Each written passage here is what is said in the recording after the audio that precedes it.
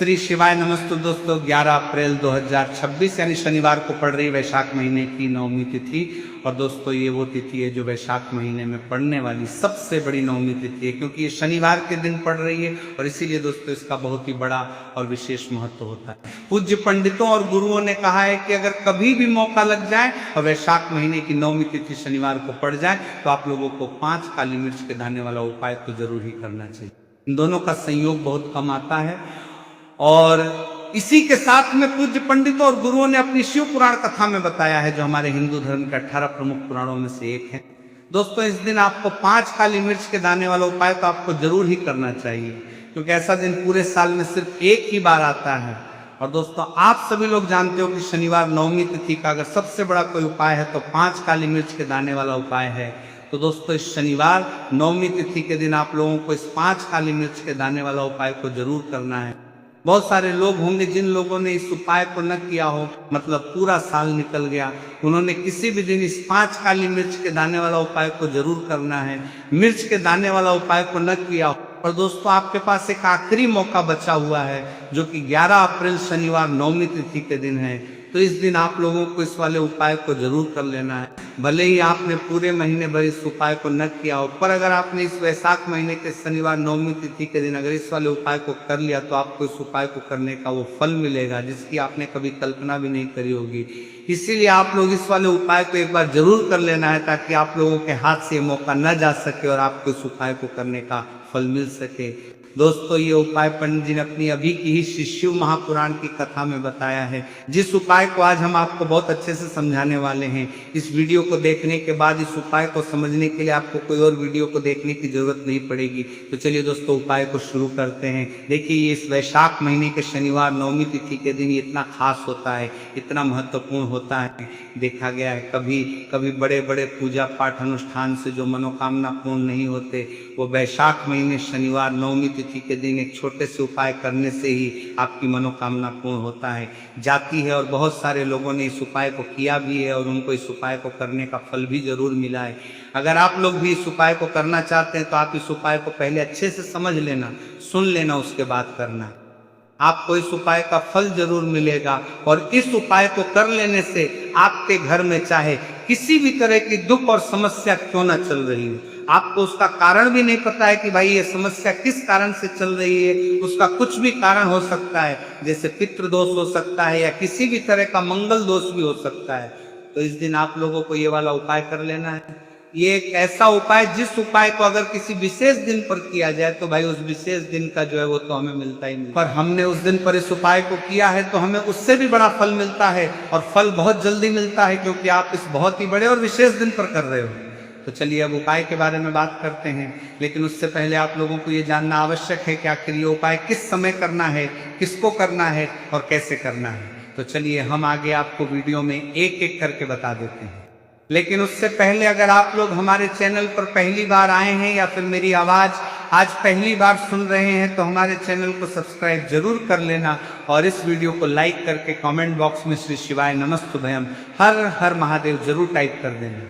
तो दोस्तों इस 5 काली मिर्च के दाने वाला उपाय को हमें शनिवार नवमी तिथि के दिन कैसे करना है, किसको करना है, किस समय करना है और कहाँ पर करना है, ये सारे सवालों के जवाब आपको इस वीडियो में मिल जाएंगे।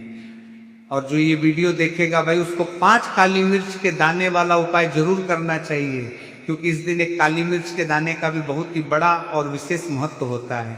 और जब बात आ जाए काली मिर्च के दाने वाला उपाय की तो ये सोने पर सुहागा वाली बात हो जाती है, और ये एक बहुत ही बड़ा उपाय हो जाता है इस शनिवार नवमी तिथि का। तो अब दोस्तों इस 5 काली मिर्च के दाने वाला उपाय को आखिर करना किसको है, सबसे पहले हम लोग वो बात जान लेते हैं। तो देखो घर की जो बड़ी माताएं बहनें होती हैं, उन माताओं बहनों में से कोई भी एक बड़ी माता बहन इस वाले उपाय को कर सकती है। और दोस्तों अगर आप चाहें तो अपने घर में से सभी सदस्यों को भी इस उपाय को करवा सकती हैं। अगर किसी व्यक्ति खुद की कोई मनोकामना है, खुद की कोई दुख और परेशानी है जो कि वो अपने लिए ही करना चाहता है, इस वाले उपाय को तो वो खुद अपने लिए भी कर सकता है। बाकी अगर कोई घर में से ऐसा है जो कि अपने पूरे घर परिवार की सुख और शांति के लिए ये वाला उपाय करना चाहता है तो भाई वो भी कर सकता है, उसमें भी कोई दिक्कत वाली बात नहीं है। कहने का मतलब ये है कि इस उपाय को हर एक सदस्य भी कर सकता है और पूरे घर परिवार के सदस्य के लिए घर की बड़ी माताओं बहनों में से कोई एक माता बहन भी कर सकती है। माताएं बहनें में उपस्थित न हो या वो ये वाला उपाय न कर पा रही हो तो फिर घर का कोई बड़ा सदस्य भी इस 5 काली मिर्च के दाने वाला उपाय को कर सकता है, चाहे फिर वो पुरुष ही क्यों ना हो, उसमें कोई भी दिक्कत वाली बात नहीं है। अब दोस्तों जो अगला प्रश्न निकल कर आता है वो ये आता है इस उपाय को लेकर कि आखिर इस उपाय को हमें किस समय करना है, सुबह के समय करना है कि शाम के समय करना है। तो देखो इस वाले उपाय को आप लोग सुबह के भी कर सकते हो और शाम के समय प्रदोष काल में भी कर सकते हो। अब अगर आप पूछो कि भाई साहब सबसे उत्तम समय कौन सा रहेगा इस 5 काली मिर्च के दाने वाला उपाय को करने का, तो हम आपसे बस यही कहेंगे कि इस उपाय को आप सुबह के समय करेंगे तो ज्यादा बेहतर होगा। बाकी अगर प्रदोष काल शाम के समय भी करेंगे तो भी अच्छा होगा, उसमें कोई भी दिक्कत वाली बात नहीं है। तो अब दोस्तों जो अगली सबसे बड़ी और महत्वपूर्ण बात आती है वो ये आती है कि सुबह अगर हम उपाय को करेंगे तो हमें कितने बजे से लेकर कितने बजे तक बीच में करना है, और शाम के समय प्रदोष काल में करेंगे हमें कितने बजे से लेकर कितने बजे के बीच में करना है। तो देखो सुबह जितनी जल्दी हो सके आप उपाय को करने की कोशिश करना। बाकी अगर किसी कारणवश लेट भी हो जाओ, थोड़ी देर भी हो जाए तो 10 या 11 बजे तक भी आप उपाय कर लेना, पर 12 बजे से ज्यादा देरी ना हो, ठीक है, इस बात का ध्यान रखना। उसके बाद में दोस्तों अगर शाम के समय प्रदोष काल की बात करें, प्रदोष काल का जो है होता है वो शाम के 6 बजे से शुरू हो जाता है, मतलब शाम के 6 बजे से लेकर 7 बजे के बीच का जो समय होता है ये समय प्रदोष काल का समय होता है। तो आप इस उपाय को 7 या 8 बजे के बीच में भी कर सकते हो, मतलब शाम के 6 बजे से रात 8 बजे के बीच में आप कभी भी इस वाले उपाय को कर सकते हो, उसमें कोई भी दिक्कत वाली बात नहीं है। देखिए शनिवार का जो दिन है ये कर्म फल दत्ता, यानी व्यक्ति को उसके कर्मों के उसे फल देने का काम शनिदेव के हाथ में ही होता है। तो शनिवार का दिन शनिदेव को समर्पित होता है और इन्हें यदि कोई प्रसन्न कर लेता है वो अपने जीवन के सारे कष्टों को, सारे दुखों को जल्दी से जल्दी दूर कर लेता है। विशेषकर अगर आप काली मिर्च का उपाय करते हैं तो कुंडली में चाहे शनि की 7.5 चल रही हो, शनि ढैया चल रही हो, आप शनि की कितनी भी बड़ी महादशा से परेशान क्यों ना हो, काली मिर्च का ये उपाय आपको बता दें कि शनि का जो प्रकोप है उसे तुरंत शांत करता है और आपके जीवन की समस्याएं हैं उन्हें भी दूर करता है।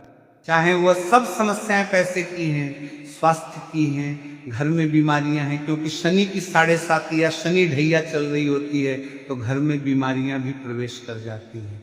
और काली मिर्च का जो उपाय हम आपके लिए लेकर आए हैं ये आपके जीवन से बीमारियों को भी दूर करेगा, क्योंकि इस उपाय से सीधे आप शनिदेव को प्रसन्न कर लेंगे। तो चलिए बात कर लेते हैं कौन सा उपाय है, किस तरह से 5 काली मिर्च आपको जलानी है और उपाय को कैसे करना है। तो देखिए सबसे पहले आपको बता दें कि आपको 5 साबुत काली मिर्च यहाँ पे लेनी है। 5 काली मिर्च जो आप लेंगे वो टूटी हुई ना हो, खंडित ना हो। एक लेना है कपूर का टुकड़ा या कपूर की छोटी सी टिक्कियां।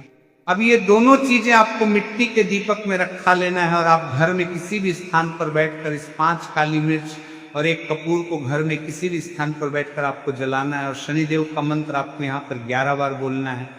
जलाने के साथ जब आप जला देंगे उसी समय आपको बोलना है 11 बार। तो मंत्र कौन सा है?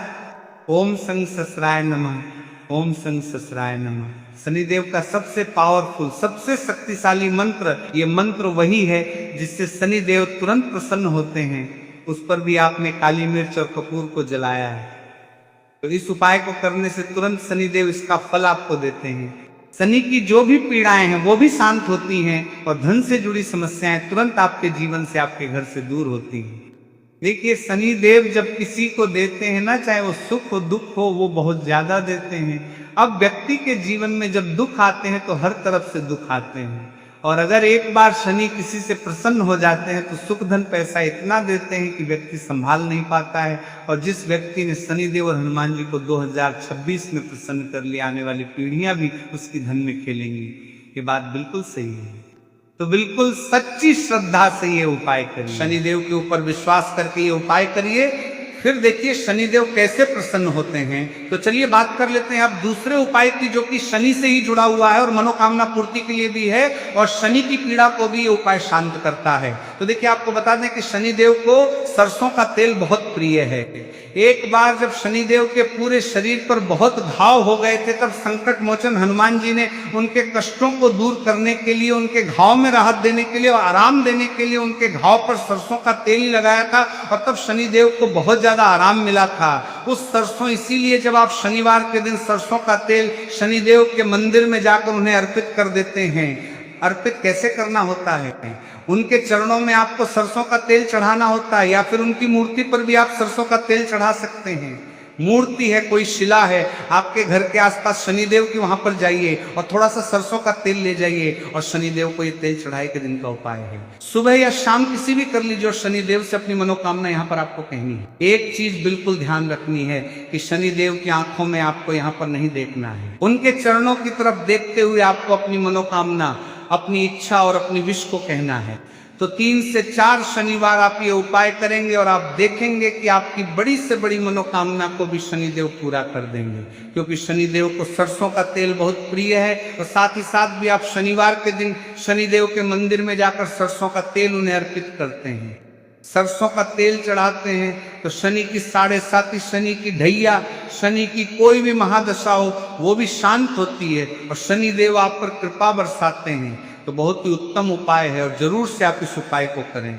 अगर आपको चाहिए कि आपकी मनोकामना जल्दी से जल्दी पूरी हो जाए तो 2 उपाय की अभी तक हमने बात कर ली। अब बात लेते हैं तीसरे उपाय की, जो कि काली मिर्च का ही उपाय है। और यही वो उपाय है जो आपके घर से नकारात्मकता, नेगेटिव एनर्जी, बुरी शक्तियां, नजर दोष, सारी चीजों को दूर करेगा, वास्तु दोष को दूर करेगा। और सबसे ज्यादा आपके जीवन में जो धन को लेकर परेशानियां आती है ना, कि पैसा घर में नहीं आ रहा है, पैसा रुक नहीं रहा, तिजोरी में नहीं रुक रहा है, आप प्रतिदिन देख रहे हैं कि धन की समस्याएं जीवन में बढ़ती जा रहा है, आपका धन घटता जा रहा है, आपको कोई रास्ता नजर नहीं आ रहा, तो काली मिर्च का तीसरा उपाय शनिवार नवमी तिथि के दिन करिए। 4 से 5 शनिवार ही उपाय आपको करना है। उपाय को करने के लिए आपको कहीं जाने की भी आवश्यकता नहीं है, अपने घर में ही आपको ये उपाय करना है। 4 काली मिर्च से करना है। और देखिए 4 काली मिर्च से करना है। मिर्च कैसा चमत्कार आपको आपके जीवन में दिखाती है। तो देखिए काली मिर्च एक ऐसी मसाला जिसे हम कहते हैं अपने रसोई घर में आसानी से आपको काली मिर्च मिल जाएगी, अपने किचन में ही आपको मिल जाएगी। छोटे छोटे से काली मिर्च के 4 दाने लेने हैं। अगर नहीं है तो आप इन्हें लेकर आइए दुकान से, जहां भी दाल चावल राशन का सामान मिलता है वहां पर भी काली मिर्च आपको मिल जाएगी, और जहां पूजा पाठ का सामान मिलता है वहां भी मिल जाएगी। तो 4 काली मिर्च के दाने यानी ब्लैक आपको यहाँ पे लेने हैं। एक लेना है छोटा सा कपूर मिट्टी का दीपक, 4 काली मिर्च के हैं, उसमें रखेंगे। एक कपूर रखेंगे और घर में किसी भी कमरे में आप चले जाइए और घर का कोई एक कोना यहाँ पर आपको चुनना है। कोई भी कोना, चाहे वो दक्षिण का हो, पश्चिम का हो, उत्तर का हो, पूरब का हो, कोई भी एक कोना आपको चुनना है। वहां पर उस मिट्टी के दीपक को आपको रखना है जिसके अंदर आपने काली मिर्च के 4 दाने डाले, एक कपूर डाला है, और रख के आपको वहां पर उसे जला देना है।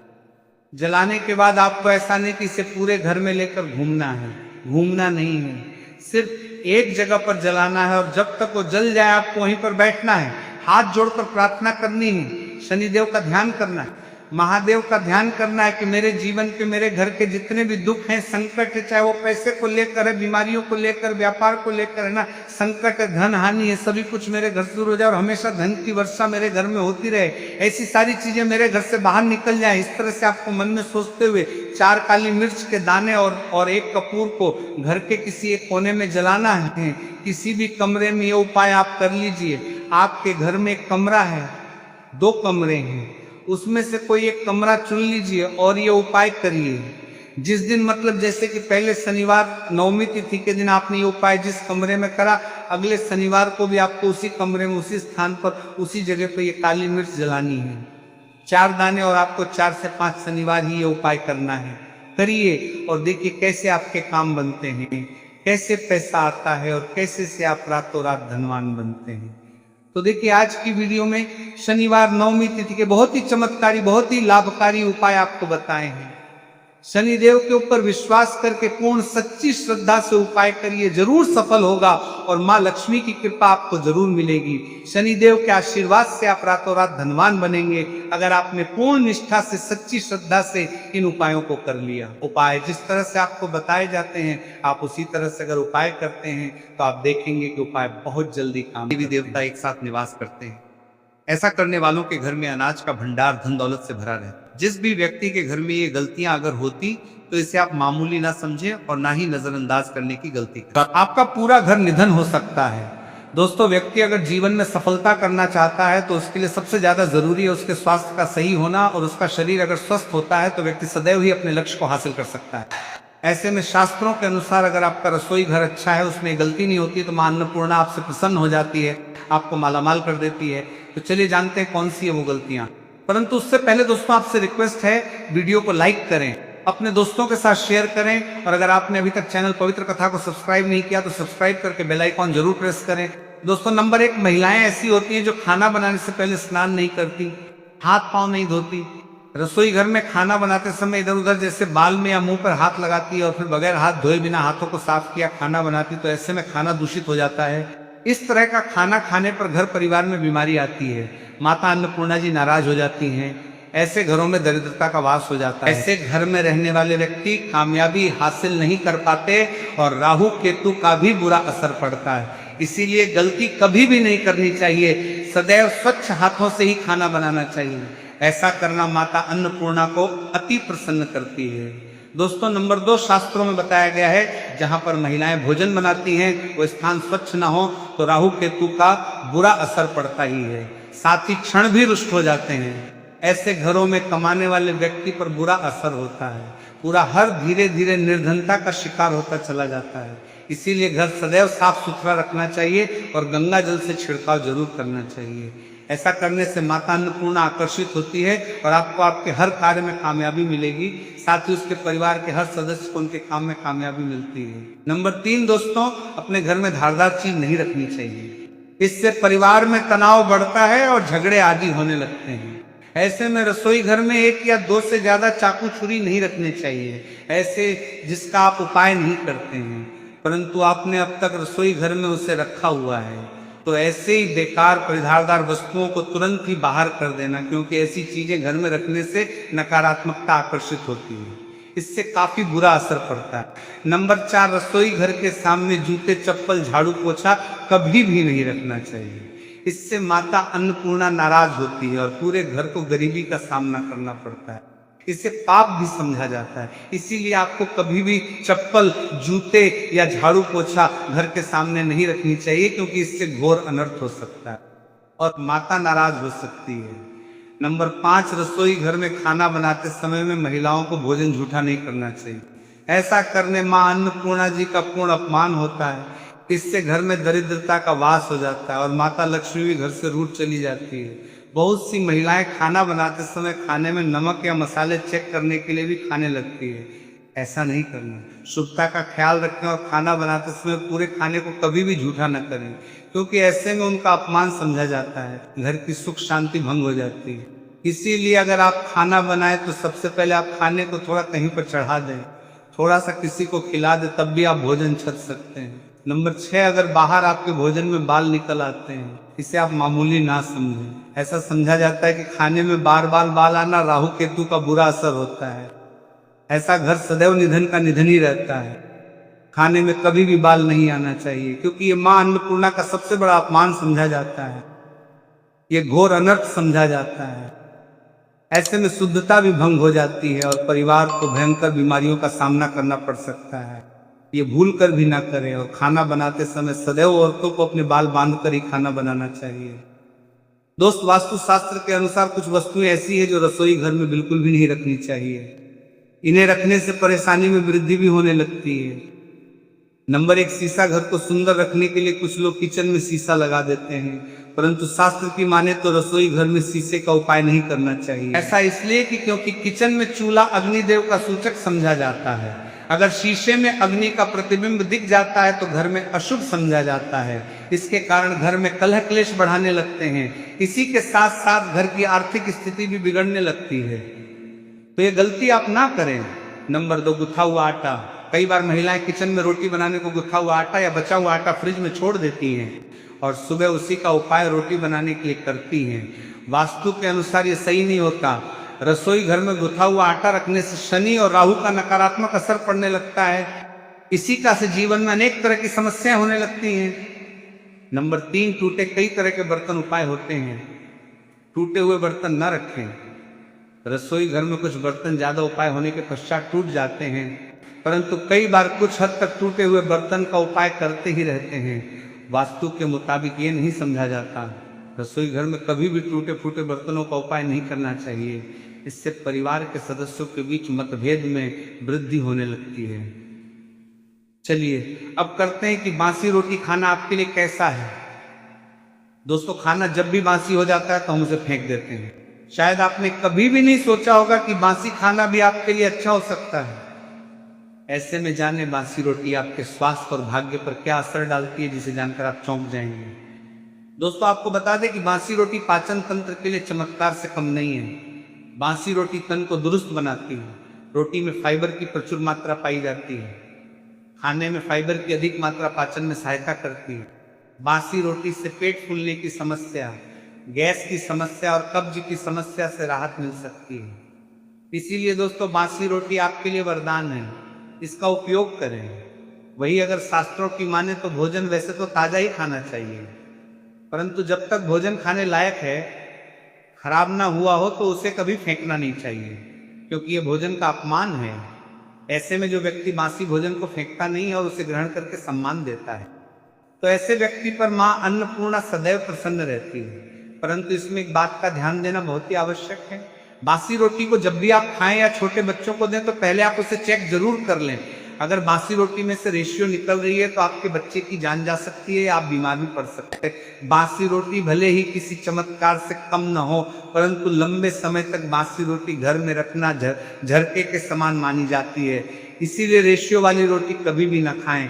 अब दोस्तों, आपको पूज्य गुरुजी द्वारा बताया गया उपाय बताने जा रहे हैं। असरशाली चमत्कारिक उपाय है जो कि आपकी किस्मत को चमका देंगे, आपको लाभ शुरू करते हैं। दोस्तों, परंपरा में गाय, गंगा और गायत्री का बहुत ज्यादा धार्मिक महत्व है। मान्यता है गौ माता के शरीर पर 33 कोटि देवी देवताओं का वास होता है। गौ माता की पूजा करने वाले जातक पर इन सभी देवी देवताओं की कृपा बरसती है। गौ सेवा से न केवल इस जन्म के बल्कि पूर्व के भी दोष दूर हो जाते हैं। हर एक सुबह जब आपके घर में भोजन बनाना प्रारंभ हो तो सबसे पहले बनाई गई रोटी को आप गौ माता के नाम से निकाल दें और भोजन कर पूर्व गौ माता को इस रोटी को खिलाएं। अगर संभव हो तो काली गाय को खिलाएं। ये भी काली गाय न मिले तो सफेद गाय को भी आप खिला सकते हैं। आपको बता दें कि गाय को आप भी रोटी बनाएं, प्रतिदिन ताजी रोटी ही बनाएं। गाय को अगर आपने रोटी बनाई है तो कोशिश करें कि उस रोटी को आप तुरंत ही गाय को दे दें। आपको भी आप बनाएं। आपको अगर आप उस रोटी को रख देंगे और उस रोटी को अगले दिन देंगे तो वो रोटी बासी मानी जाएगी। गाय को कभी भी रोटी न दें। इससे घर में नकारात्मक ऊर्जा वास करती है और जो भी काम आपके बनने वाले होंगे वो काम भी आपके बिल्कुल भी नहीं बनेंगे। इससे आपके घर में सदैव दर्द देवता का वास रहेगा और आप जिस भी काम उस काम में आपको सदैव असफलता ही हाथ लगेंगे। इसलिए कोशिश करें गाय को रोजाना ताजी रोटी बनाकर खिलाएं और रोटी को बिल्कुल न रखें। उसी रोटी गाय को ना दें और साथ ही साथ सड़ी गली चीजें गाय को नहीं खिलानी चाहिए। घर में कोई फल कोई सब्जी है, सो जाए तो लोग क्या करते हैं, गाय को देते नहीं। ऐसा नहीं करना चाहिए। ऐसा करने से अगर आप गाय खिलाते हैं तो और आपके भाग्य बन जाते। आप बिल्कुल सड़ी चीजें गाय को ना खिलाएं और साथ ही साथ अब आटे की 11 लोइया बनाकर उनके ऊपर हल्दी लगाएं, इसके बाद को खिलाएं। हर एक लोगों को खिलाते समय गाय के सींगों पर आप हाथ फेरे, पीठ पर हाथ फेरे, मस्तक पर हाथ फेर रहे हैं। माता गाय के चरणों का स्पर्श करें। दोस्तों, ऐसा करने से आपके समस्त काम बनने लगेंगे। जो दुख का समय चल रहा है वे भी खत्म। आपके जीवन में खुशियां ही खुशियां होंगी। और एक बार आप 7 बार गाय की परिक्रमा भी कर लें तो आपके समस्त काम होंगे। और साथ ही साथ आप गाय को जब भी रोटी दें, रोटी पर या तो आप थोड़ी हल्दी लगा लें या थोड़ा गुड़ रख लें। अगर गुड़ ना हो तो आप थोड़ा घी रख सकते हैं। दोस्तों, गाय को कभी भी सूखी रोटी ना खिलाएं। सूखी का मतलब गाय को रोटी खिलाएं, उसको कुछ न कुछ रख कर खिलाएं। हल्दी रख लें, गुड़ रख लें, मिश्री, घी या जो भी रख लें, मतलब खाली नहीं है। इतना करने मात्र से आपके जीवन के सभी दुख दर्द समाप्त हो जाएंगे। चीजों का दान करने से बहुत सारे ग्रहों को कंट्रोल किया जा सकता है। जनरल में रोजमर्रा की जिंदगी में जैसे हम कहते हैं गाय को रोटी देना, इससे किसी को पितृदोष से मुक्ति चाहिए तो गाय को रोटी दीजिए। काम में बार बार बाधाएं आती हैं और संतान सुख में कठिनाई आती है, धन संबंधी परेशानियां होती हैं, इसमें बहुत दूर तक पितृ अगर नाराज हो तो इस तरह की चीजें आपके जीवन में होती हैं। और पितृ को करने के लिए ही कहा है। कहा जाता है कि अमावस्या के दिन या तो चावल की खीर में रोटी डाल के घर की छत पर कौओं को खिला, किसी भी गरीब आदि को भोजन कराएं। इससे आपके जीवन के बहुत सारे पितृ दोष तो दूर होते ही हैं, बाकी भी बाधाएं दूर होती हैं। विष्णु पुराण के तीसरे अंश में बताया गया है 12वां अध्याय में कि कोई भूखा व्यक्ति द्वार पर अगर आ जाए तो उसे भरपेट रोटी जरूर खिलानी चाहिए, इससे नारायण प्रसन्न होते हैं।